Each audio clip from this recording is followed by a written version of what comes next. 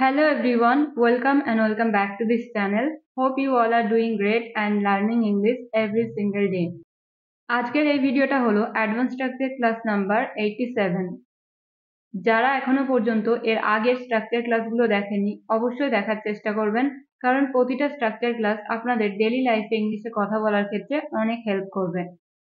তো চলুন এবার আজকের ভিডিওটা শুরু করা যাক। মিথ্যা বলা তোমার থেকে শেখা উচিত। রান্না করা তোমার থেকে শেখা উচিত। তর্ক করা তার থেকে শেখা উচিত।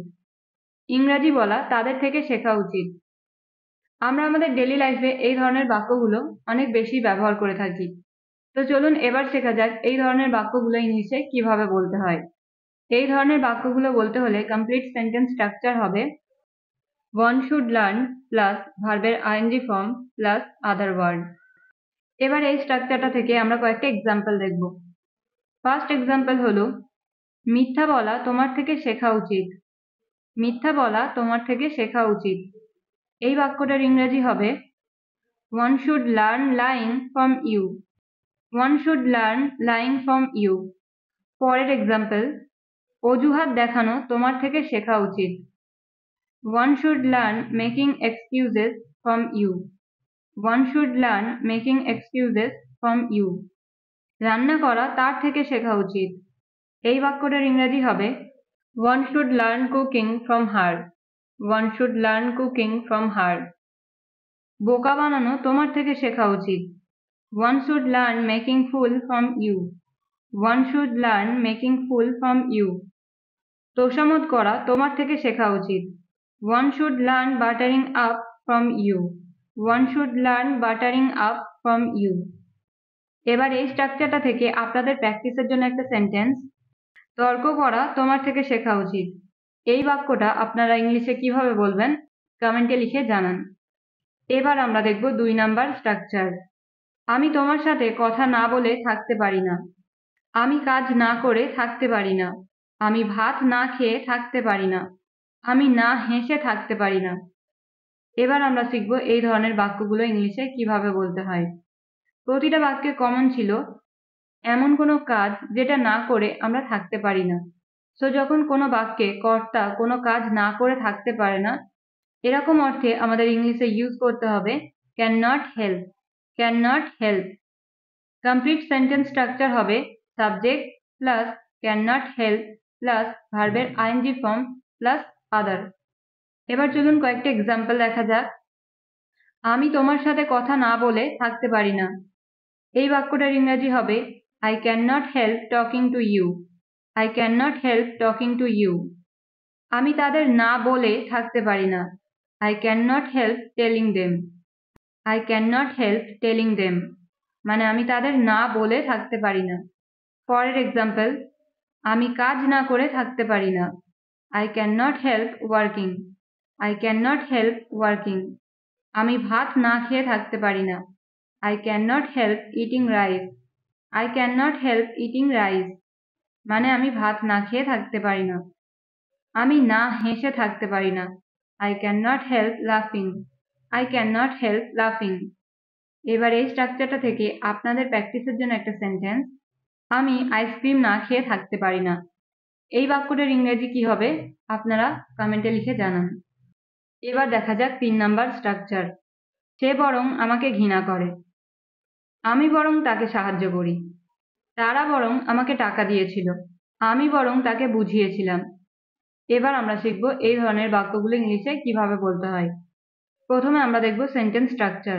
সেন্টেন্স স্ট্রাকচার হবে subject plus rather plus verb plus object. এই স্ট্রাকচারে ভার্বের ফর্ম কিন্তু টেন্স অ্যাকর্ডিং চেঞ্জ হয়ে যাবে। এই প্রতিটা বাক্যে আমরা কমন দেখলাম বরং। বরং এই কথাটা ইংলিশে বলতে হলে আমাদের বলতে হবে রাদার। রাদার। তো চলুন এবার এই স্ট্রাকচারটা দিয়ে কয়েকটা এক্সাম্পল দেখা যাক। প্রথম এক্সাম্পল হলো বরং সে আমাকে ঘৃণা করে। এই বাক্যটার ইংরেজি হবে she rather hates me. she rather hates me. আমি বরং তাকে সাহায্য করি। এই বাক্যটার ইংরেজি হবে I rather help him. I rather help him. তারা বরং আমাকে বাঁচিয়েছিল। they rather saved me. they rather saved me. বরং সে আমাকে টাকা দিয়েছিল। He rather gave me money. He rather gave me money. বরং আমি তাকে বুঝিয়েছিলাম। I rather made him understand. I rather made him understand. এবার একটা বাক্যের ইংরেজি আপনারা বলবেন। বাক্যটা হলো, রাজু বরং আমাকে ইংরেজি শেখায়। এই বাক্যটা ইংলিশে আপনারা কিভাবে বলবেন কমেন্টে জানান। এবার দেখব আমরা 4 নাম্বার স্ট্রাকচার। আমি প্রায় পৌঁছে গিয়েছিলাম। সে প্রায় ঘুমিয়ে পড়েছিল। আমি প্রায় তোমাকে কল করতে যাচ্ছিলাম। তারা প্রায় জিতে গিয়েছিল। কখনো কখনো আমাদের এই ধরনের বাক্যগুলো বলার প্রয়োজন হয়, রাইট? এই প্রতিটা বাক্যে আমরা কমন দেখলাম যে কোনো কাজ প্রায় হয়ে গিয়েছিল কিন্তু শেষ মুহূর্তে হয়নি। এরকম অর্থে আমাদের ইংলিশে ইউজ করতে হবে অ্যাবাউট টু। তো এই ধরনের বাক্যগুলো বলতে হলে সেন্টেন্স স্ট্রাকচার হবে সাবজেক্ট প্লাস ওয়াজ অথবা were plus about to plus ভার্বের first form plus other word. এবার দেখা যাক এক্সাম্পল। আমি প্রায় পৌঁছে গিয়েছিলাম। এই বাক্যটার ইংরেজি হবে I was about to reach. I was about to reach. সে প্রায় ঘুমিয়ে পড়েছিল। He was about to fall asleep. He was about to fall asleep. আমি প্রায় চাকরিটা পেয়ে গিয়েছিলাম। I was about to get the job. I was about to get the job. আমি প্রায় তোমাকে কল করতে যাচ্ছিলাম। I was about to call you. I was about to call you. এবার একটা বাক্যের ইংরেজি আপনারা বলবেন। বাক্যটা হলো তারা প্রায় জিতে গিয়েছিল। এই বাক্যটার ইংরেজি কি হবে আপনারা কমেন্টে জানান। এবার আমরা দেখব 5 নাম্বার স্ট্রাকচার। তুমি বরং এখন যাও। তুমি বরং তাকে জিজ্ঞাসা করো। আমরা বরং আগামীকাল আসব। তোমার বরং ডাক্তারের সাথে পরামর্শ করা উচিত। এই স্ট্রাকচারে আমরা শিখব এই ধরনের বাক্যগুলো ইংলিশে কিভাবে বলতে হয়। তো এই ধরনের বাক্যগুলো বলতে হলে সেন্টেন্স স্ট্রাকচার হবে subject plus had better plus ভার্বের first form plus other word. তো চলুন এবার এই স্ট্রাকচারটা দিয়ে এক্সাম্পল দেখা যাক। প্রথম এক্সাম্পল হলো তুমি বরং এখন যাও। এই বাক্যটার ইংরেজি হবে you had better go now. You had better go now. তুমি বরং তাকে জিজ্ঞাসা করো। You had better ask him. You had better ask him. আমরা বরং আগামীকাল আসব। We had better come tomorrow. We had better come tomorrow. তোমার বরং ডাক্তারের সাথে পরামর্শ করা উচিত। এই বাক্যটার ইংরেজি হবে you had better consult a doctor. You had better consult a doctor. I hope আপনারা এই স্ট্রাকচারটা ভালোভাবে বুঝেছেন। এবার এই স্ট্রাকচারটা থেকে আপনাদের প্র্যাকটিসের জন্য একটা সেন্টেন্স। রাহুলের বরং কাজটা করা উচিত। এই বাক্যটা ইংলিশে আপনারা কিভাবে বলবেন কমেন্টে লিখে জানান। সো আপনারা দেখলেন এই স্ট্রাকচারগুলোর সাহায্যে আমরা কত সহজে এই ধরনের বাক্যগুলো ইংলিশে বলতে পারি, রাইট? এবার আপনাদের কাজ হলো এই স্ট্রাকচারগুলোকে কাজে লাগিয়ে আরো নানা ধরনের সেন্টেন্স নিজেরা বানিয়ে প্র্যাকটিস করা।